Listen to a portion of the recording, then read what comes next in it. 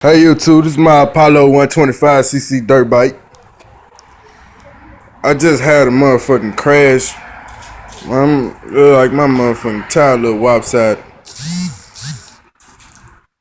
I ain't drove it in about since the summer, and it's December.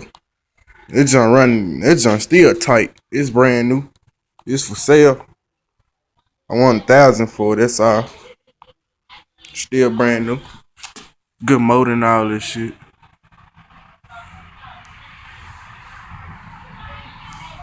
This camera makes shit look small, so the bike bigger than this. Show y'all the other side. I'm fired up too. Let y'all hear it.